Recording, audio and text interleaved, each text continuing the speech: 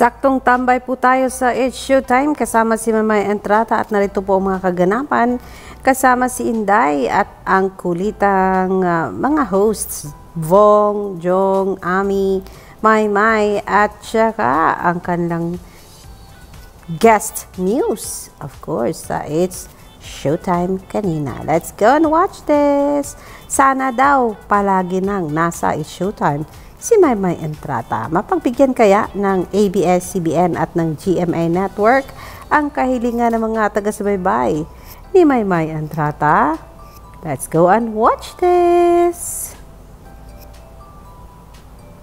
Maymay? Pasensya na po. Pero mas maganda ka. Siyempre naman.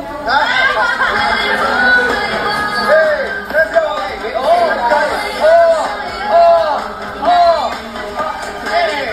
Pero, Jana, pag ikaw ba sa barangay nyo at pumupunta ka sa mall, tinatawag ka bang Maymay?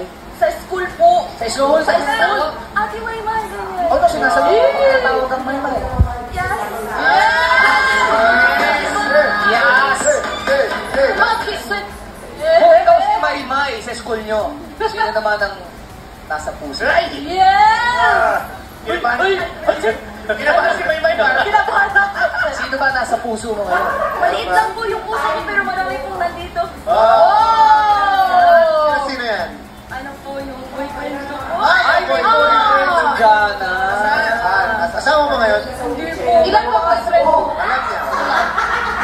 Mga ano po? Peter G. Velasquez Alcácer, Baseta. Bukas na po yan. Yes! Abangan natin yan, Madlang People. At eto pa po, ang pagpapasikat ng ilan sa paboritong Grand Restbacker sa isang gabi ng Singing Showdown, ang All-Star Grand Restback The Concert. Next weekend na po yan, August 16 sa New Frontier Theater. Tickets are available at Ticketnet outlets or through Ticketnet online.